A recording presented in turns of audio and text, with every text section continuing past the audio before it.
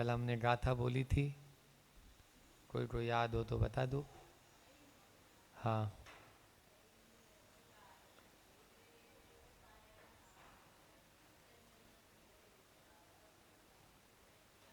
बहुत सुंदर। भव्यत्व सम्यत्व सन्नि आहारे, ये 14, ये 14 क्या होती है? मार्गणाएं। मार्गणाएं किसे कहते हैं?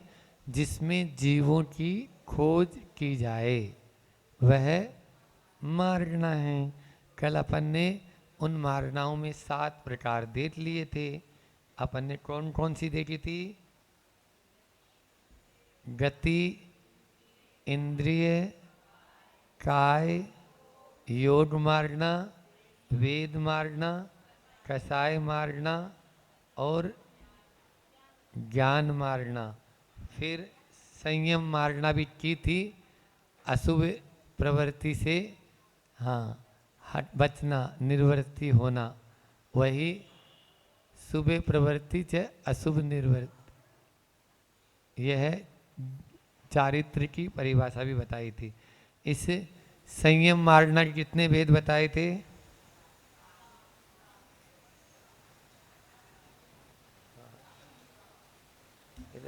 अलमारी में था ना, चलो लाओ ले आओ। इसको मिटाना तो हाँ, कपड़े से मिटाना।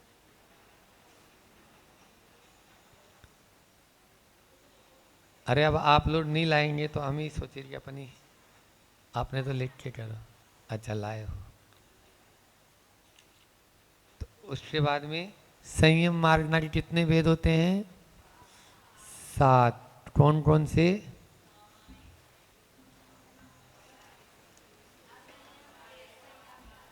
हाँ, देखो तत्वार सूत्र में, ध्यान से सुनो, इधर उधर ध्यान नहीं दो। तत्वार सूत्र में 5 प्रकार के चारित्र का वर्णन आता है। तो 5 प्रकार का तो वही संयम है। सामायिक चित्त स्थापना, परिहार, विशुद्धि, सूक्ष्म सांप्राय, यथाख्यात इति चारित्रम, ये सूत्र आया। तो ये 5 प्रकार के जो ये चारित्र हैं, इन्हीं को संयम कह दिया। जब मार्गणा में देखेंगे तो अब ये जो 5 प्रकार का जो चारित्र है वो 6वें गुण स्थान से प्रारंभ होता है। तो पहले 1 से 5 तक भी तो कुछ होता होगा, नहीं तो फिर 5 गुण स्थान ही छूट जाएंगे। तो बताया संयमा संयम 5वें गुण स्थान में, ये भी संयम मार्गणा का एक भेद है। तो 6 भेद हो गए। अब 1 से 4 छूट गए, नहीं, इनको असंयम में रख दो, ठीक है ना। वैसे भी 4थे गुण स्थान का जो नाम है वो है असंयत सम्यक दृष्टि, है ना। तो ये जो असंयत टाइटल है ये अंत दीपक है। ऊपर वाले में भी सब में लगाते आओ, मिथ्या दृष्टि, साधन और सम्यक मिथ्यात्व में भी असंयत ही होते हैं। ये अंत दीपक है, मतलब 4थे गुण स्थान तक जितने हैं वो सब असंयत। और सम्यक दृष्टि है वो आद्य दीपक शब्द है। सम्यक दृष्टि क्या है? आद्य दीपक है। अब यहाँ से जो ऊपर जितने जाएंगे वो सब सम्यक दृष्टि ही जाएंगे। इसलिए 4थे से लेके 14वें या सिद्धों तक तो वो सब सम्यक दृष्टि की ही विवक्षा है। तो 2 शब्द से वो गुण स्थान का नाम बना है और दोनों शब्द उसके बहुत काम के हैं। एक वहाँ तक छोड़ रहा है लास्ट तक, एक वहाँ से लेके चल रहा है जो आगे तक लेके जा रहा है। समझ में आ रहा है? आ रहा है, धीरे धीरे आएगा। तो असंयत समय अपन बात कर रहे थे संयम मार्गणा की, ठीक है ना। तो संयम मार्गणा में कितने भेद होते हैं? 7, ठीक है ना। 7 में सामायिक, छेदोपस्थापना, परिहार, विशुद्धि, सूक्ष्म सांप्राय और यथाख्यात। इसके पहले तो जो भेद थे उन भेदों की तो कोई चर्चा थी नहीं, है ना।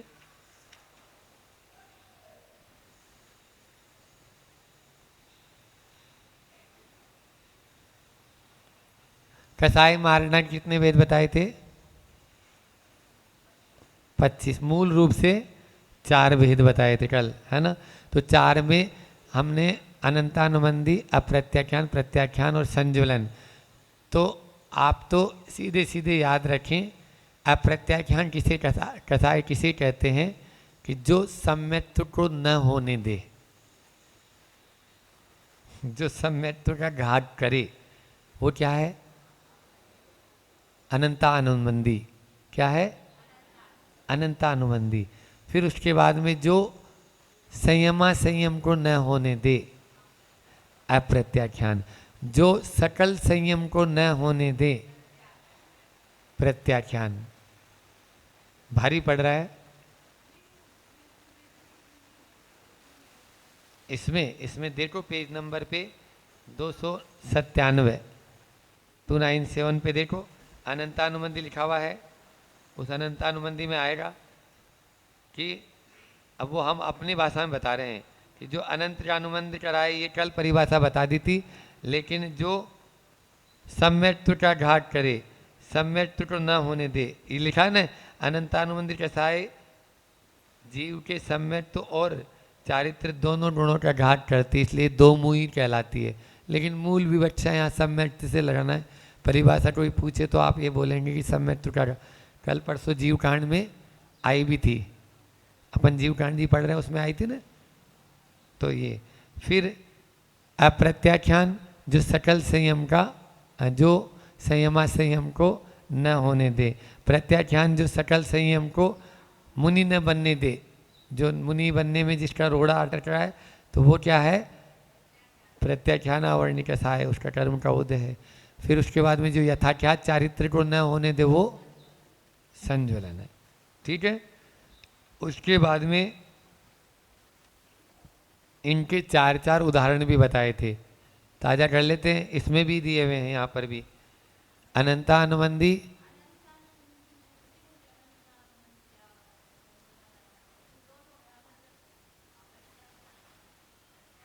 ठीक है ना। हाँ, तो वो दो मुखी है, उसका बहुत अच्छा है। अनंतानुबंधी में आवरण इसलिए नहीं लगाया है कि वहाँ पर वो सम्यत्व और चारित्र दोनों का घाट कर रही है, इसलिए उसमें आवरण की नहीं। यहाँ पे लेकिन आवरण की ज़रूरत है। हाँ ठीक है। और इसको ये अपने जो अनंतानुबंधी है, अप्रत्याख्यान है, प्रत्याख्यान और संज्वलन है, इनके चार चार उदाहरण भी बताए थे अभी जीव कांड जी में। अब यहाँ पर भी दिए हुए हैं महाराज जी के द्वारा कि पहले, सबसे पहले, हाँ, तो क्रोध के लिए चार उदाहरण कौन कौन से बताए? अब ये तो वहाँ पर आपने जल्दी से सीख लिया था, इसलिए बता दिया है। अब यदि हम इसको दूसरे तरीके से बोल रहे हैं कि अनुबंधी जो है उसका क्रोध, अनंतानुबंधी मान, अनंतानुबंधी माया और अनंतानुबंधी लोभ। अब बोलो। नहीं नहीं, उदाहरण बोलो। अनंतानुबंधी क्रोध का जैसे पत्थर की रेखा, ठीक है। अब अनंतानुबंधी मान जैसे, हम अनंतानुबंधी बोल रहे हैं। अब आप चारों में से एक एक उठाओ।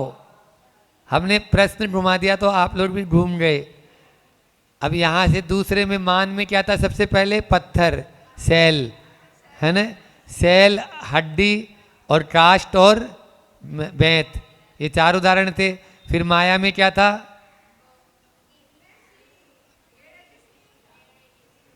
मेडिसिन तो बाद में है, उल्टा क्यों हो रही है? पहला था जड़, बांस की जड़, बांस की जड़। फिर दूसरा मेढ़े के सींग थे, गौमूत्र, खुरपा, खुरपा एक मोड़ा है। अब ऐसे लोभ में था कृमि, कृमि राग। फिर दूसरा औंगन, शरीर मल और हल्दी। अब इनको ऐसे उठाओ। अब ये तो अपन ने यहाँ तो बता दिया क्योंकि अपन ने वहाँ पढ़ा है, लेकिन मैंने प्रश्न घुमाया था क्या कि अनंतानुबंधी क्रोध, मान, माया और लोभ। एक एक उदाहरण दो। अब बोलो।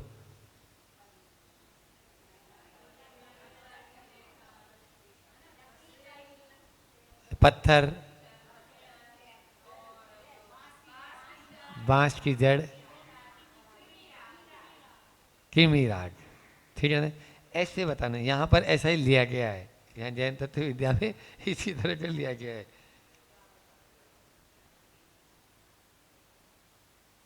अनंतानुबंधी मान पत्थर के स्तंभ के समान है, ठीक है ना, और वो पत्थर की रेखा थी। अब देखो ये क्या है, क्रोध जो होता है, जैसे अनंतानुबंधी का मतलब क्या बताया मैंने, जो अनंत का अनुबंध का है, जल्दी से छूटे नहीं, जल्दी से वो कसाई मतलब कम नहीं होगी, चल रही है, अनंत का अनुबंध करा रही है, काफ़ी समय 6 महीने से भी ज़्यादा हो गया है।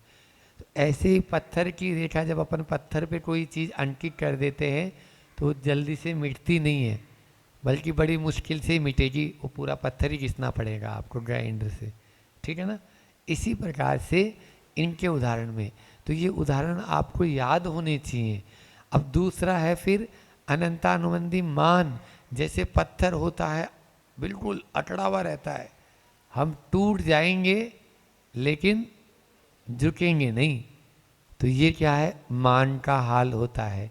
फिर अनंतानुबंधी माया में है बांस की जड़, बांस का जो पेड़ होता है उसकी जड़ें जो होती है वो बहुत ज़्यादा रफ होती है ना, उलझी हुई एक दूसरे में रहती हुई है। तो ये क्या हो गया, टेढ़ी मेढ़ी जिसको बोलेंगे, माया का मतलब ही है टेढ़ा मेढ़ा, ठीक है ना। फिर उसके बाद में लोभ, लोभ क्या होता है, जल्दी से चिपट जाए तो छूटे नहीं। आप लोगों की जो चिपकन है वो कैसी है, फेविकोल का जोड़ है महाराज, छूटे नहीं ये। तो हम तो बिल्कुल महाराज ये ऐसे बिल्कुल जन्म जन्म का साथ है तुम्हारा और हमारा, तो ऐसा चलता है आप लोगों के यहाँ, चलता ही है संसार में, तो यही बातें होती है और कोई दूसरी बात थोड़ी होती है। हाँ, 7 भवों का साथ है, 15 भवों का साथ है, लेकिन वो कितने भवों का साथ है कोई पता नहीं है। अभी तो यहाँ पर ये लेना है कि अनंतानुबंधी लोभ का मतलब होता है जैसे कृमि राग, कृमि एक कीड़े का होता नाम है, और वो उस जिस पे चिपट जाए, ये समझ लो साड़ी पे चिपट जाए तो वो उतरेगा नहीं, साड़ी फट जाए लेकिन वो नहीं निकलेगा, जैसे गोंच होती है, लेकिन ये कृमि अपन ने देखा नहीं, तो वैसा होता है, उसका होता है कलर तो होता है कुछ, है ना। तो ये चीज़ें आप इनके देखो ना, खटमल वगैरह, आज ये कहाँ से, अध्यक्ष जी कहाँ से आ गई आज, ये लग तो वही रही है। अच्छा, हाँ नहीं, हमने सोचा कोई रास्ता तो नहीं इधर उधर हो गया, जाओ और कह रही थी।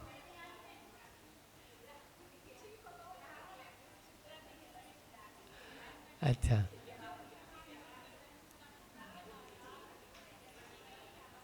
अच्छा अच्छा अच्छा, ठीक ठीक ठीक ठीक ठीक है।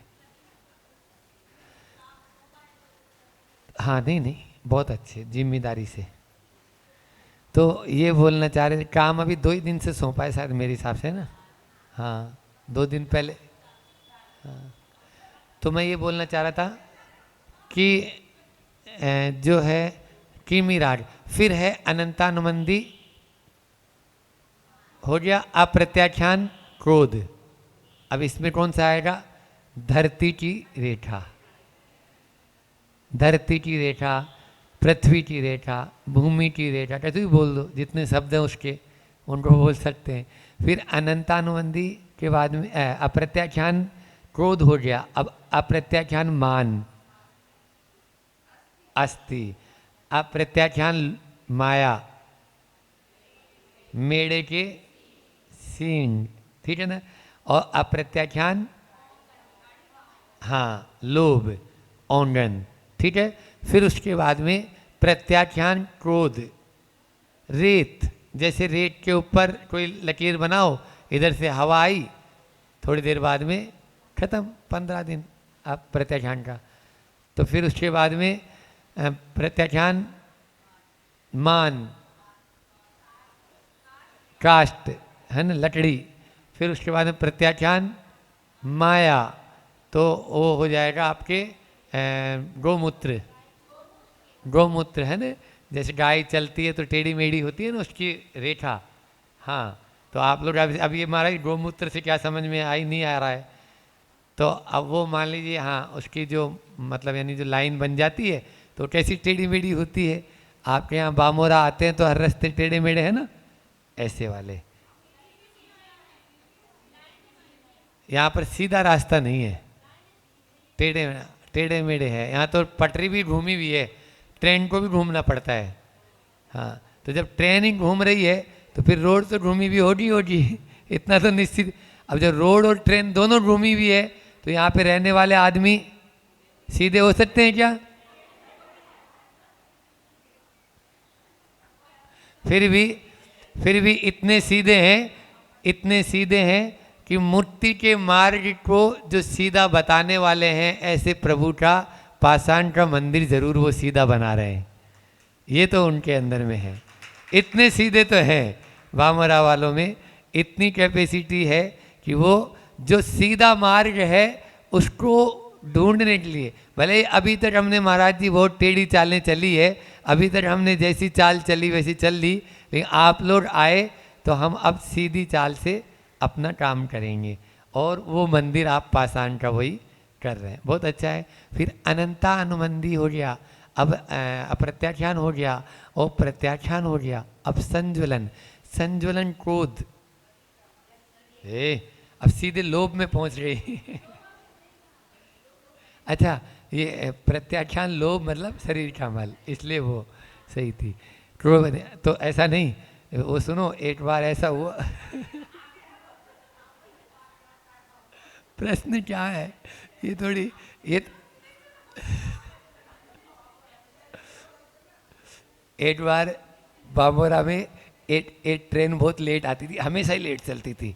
अब वो एक दिन जल्दी आ गई थोड़ी सी, तो सारे लोग पहुंच गए उसको, ड्राइवर को माला पहुंचाने पहनाने कि आज तो भैया तुम सही ट्रेन सही टाइम पे लेके आ गए, आज पहली बार आया है तुम, आज सालों से चल रही है ट्रेन लेकिन आज तो जल्दी नहीं आई। साहब ये कल की है, आज की नहीं तो ये तो देख लो कि ये ट्रेन कौन सी है तो आपने वो कल वाली ट्रेन को आज बता दी, हमने इधर सही बताया। संज्वलन क्रोध का मतलब है, सुनो, जल की रेखा। संज्वलन मान, लता के समान है ना। देखो ऐसी सरलता होती है, ये सब मुनि महाराज की बता रहा हूं मैं। हमारा क्रोध कैसा होना चाहिए? जल की रेखा के समान। हमारा मान कैसा होना चाहिए? लता के समान। जैसे पेड़ का पत्ता होता है, पेड़ बेल होती है, तो बेल जैसे थोड़ी सी मान लीजिए सीधी हो जाती है अपना आप ही, थोड़ी सी आप हल्का सा एक बार लकड़ी का सहारा दे दो तो वो अपना आप ही सीधी हो जाएगी। फिर हमारा माया कैसी होनी चाहिए? हाँ, अंतिम संज्वलन खुरपा के समान, बस एक टर्न, थोड़ा सा टर्न है उसमें। और प्रश्नवाचक चिन्ह आप तो ऐसे समझ लो प्रश्नवाचक चिन्ह वैसे ही होता है खुरपा के समान। फिर उसके बाद में संज्वलन लोभ, हल्दी का भाई इधर लगा और इधर धूप में ही रख दोगे तो उड़ जाएगा, ऐसा लोभ होना चाहिए। चलो बहुत बढ़िया, ये हम पीछे चले गए थे वापस, इसलिए कि कल ये बताया नहीं था। फिर इनका वासना काल भी बताया गया है। अनंता अनुबंधी जो कसाय है उसका अनंत भवांतरों तक चलता रहता है ये बेर। अब प्रत्याख्यान जो है उसका 6 माह, प्रत्याख्यान का अधिकतम 1 पक्ष 15 दिन, और संज्वलन का है अंतर्मुहूर्त 7 दिन कहाँ से आ गया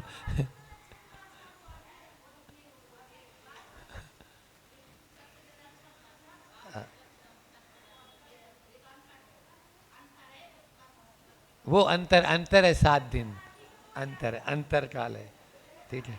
अब इनके गुण स्थान पर तो हम बाद में बताएंगे, एक साथ बताएंगे। सुनो, फिर उसके बाद में ज्ञान के बारे में काफ़ी चर्चा कर ली थी, इसलिए हमने उसको नहीं लिया था। संयम। अब सामायिक की परिभाषा बताओ। समता नाम सामायिक है, समता। तो सामायिक जो है वो समता धारण करना सामायिक है। ये जो हाथ पे हाथ धर के बैठना वाला है ये तो सामायिक है ही, द्रव्य सामायिक। लेकिन भाव सामायिक ये है, समता भी धारण होनी चाहिए। लाभ हानि में, संयोग वियोग में, है ना, सुख दुख में, इनमें सब में, पाने में खोने में, इनमें समता रखेंगे तो वो सामायिक है। जिस समय अपन बैठते हैं उस समय भी यही होना चाहिए। राग द्वेष का अभाव होना चाहिए। फिर उसके बाद में छेदोपस्थापना। छेदोपस्थापना के बाद में है, छेदोपस्थापना का मतलब है कि पूर्व के संस्कार वसाद, क्या परिभाषा है? पूर्व के संस्कार वसाद कर्मोदय से जो अपने लिए गए, ग्रहण किए गए चारित्र में, व्रतों में जो दोष लगा है, उस दोष को पुनः छेद कर स्थापित करना, ये क्या कहलाता है? छेदोपस्थापना। ठीक है ना? ये छेदोपस्थापना और सामायिक, ये दोनों कंटिन्यू चलते ही रहते हैं। चलते, जैसे प्रमाद में आए तो दोष तो लगना ही है, अपनी निंदा डरा कर लो। परिहार विशुद्धि, चारित्र की जिस विशुद्धि से हिंसा का पूर्ण रूप से परिहार हो जाता है, वह क्या कहलाता है? परिहार विशुद्धि। इस परिहार विशुद्धि में मटड़ी के तंतु पर भी वो चलें तो तंतु को कोई हानि नहीं पहुंचती, लेकिन ऐसे ही नहीं होता है ये। हाँ, और प्रतिदिन चातुर्मास में भी बिहार इनका चलता है, 2 कोस बिहार उनका होता ही रहता है, जरूरी है।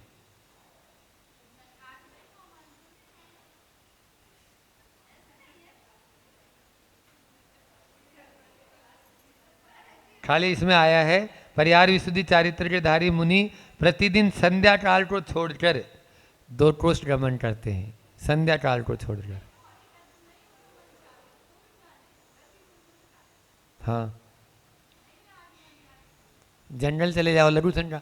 आचार्य जी ने एक बार कही थी, सुनो देखो ध्यान से, बहुत अच्छी बात याद आई। अब भाई जी नहीं तो वो तो बोलती महाराज जी अब संस्मरण सुना दो कोई। बोले हम तो इसी लाने बैठे थे।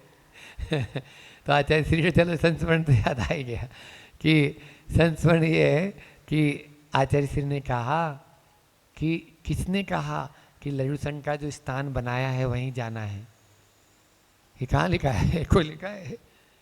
आप लोग जैसे मान ली छत पे आपने व्यवस्था कर दी या नीचे कर दी तो वहीं जाना है, ऐसा नहीं है। अब यहाँ तो 3 महाराज जी हैं, कोई बात नहीं, सूट जाता है, आप मतलब प्रासुरता बनी रहती है और स्थान भी काफ़ी पर्याप्त लंबा चौड़ा है। लेकिन जहाँ 50 महाराज 40 महाराज रहते हैं हम लोग, तो फिर वहाँ पर तो अब वो मान लीजिए थोड़ी सी जगह है, उस जगह में तो जीवोत्पत्ति भी हो जाती है। तो आचार्य श्री का ये कहना होता है, देखो चर्या के प्रति बहुत सजग रहते हैं वो इसीलिए बोले कुंडलपुर में बोले थे कि अपन लोग दूर भी जा सकते। कुंडलपुर में क्या थे, 2-3 स्थान थे भाई। एक तो पास में जो टीन शेड वगैरह का बनाया रहता है, और थोड़ा दूर जाएंगे तो पाँव में मूवमेंट भी होगा, आंतों में एक्टिव भी होगी, आंतों में जो मल चिपका है वो भी दूर होगा आपकी, यानी जो है ना स्वस्थ भी रहेंगे, और पाँव चलेंगे तो पाँव में भी अच्छा रहेगा। तो बोले दूर भी जा सकते हो। इसलिए हम कई बार जो है ना, जैसे मान लीजिए का भी जाना तो रेलवे लाइन के पार चले जाते हैं। रेलवे लाइन के पार क्यों नहीं, गुरुजी ने बोला है।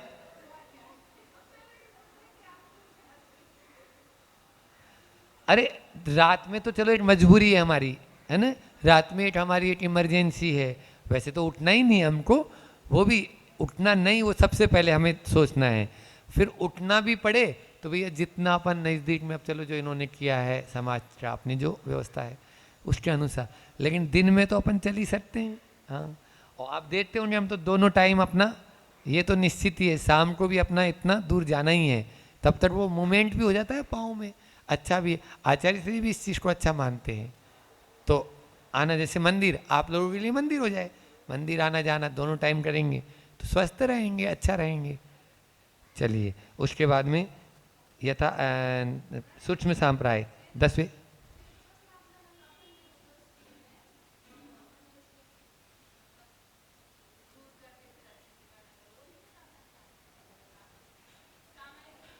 दोनों। हाँ, अब वो तो चल ही रहा है ना, छेदोपस्थापना चारित्र अपना आप ही, जो अपनी निंदा गराहम करते हैं, जो तीनों टाइम प्रतिक्रमण करते हैं, वही है प्रतिदिन अपने अपने। आचार्य ज्ञान सागर जी महाराज जी से किसी ने पूछा, आचार्य श्री के मुझसे सुना था कि आचार्य श्री जी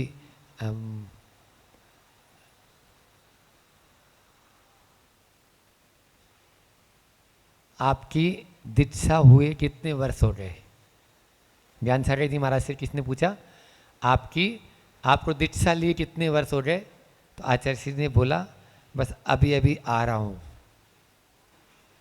ज्ञान सागर जी महाराज ने, वो क्या हुआ, प्रतिक्रमण करके बाहर आ रहे थे, शाम का प्रतिक्रमण करके बाहर निकल रहे थे, और किसी ने पूछा कि आपकी दीक्षा कब हुई या कितने वर्ष हो गए आपकी दीक्षा को? तो बस अभी अभी हुई है, मतलब अभी दीक्षित हो के आ रहा हूँ। ये है छेदोपस्थापना, है ना, वापस से उपस्थापित होते हैं। तो ये करना है। जो अपने आप को बहुत छोटा मानेगा ना, वही ऊंचा पद पा पाता है या ऊंचा बढ़ पाता है। जो अपने आप को छोटा नहीं मान पाएगा, जैसे आप लोग सोचते हैं कई बार, तो वो ऊंचा नहीं बढ़ पाएगा, ऐसा इसमें है। हाँ वो भी है, गुरुओं से प्रायश्चित वो तो है ही,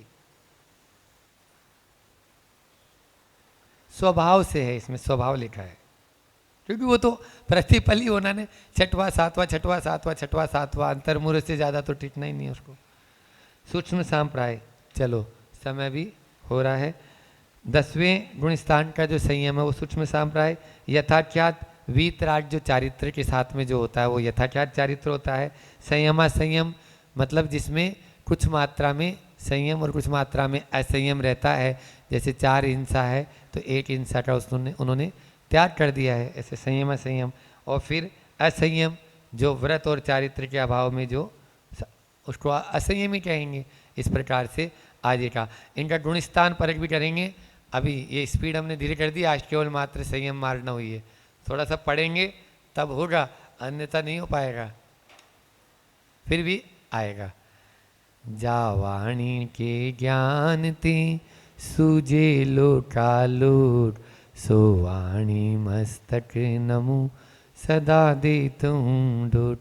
हे जिनवाणी भारती तो ही जपूं दिन रैन, जो तेरा शरणा गए सो पावे सुख चैन।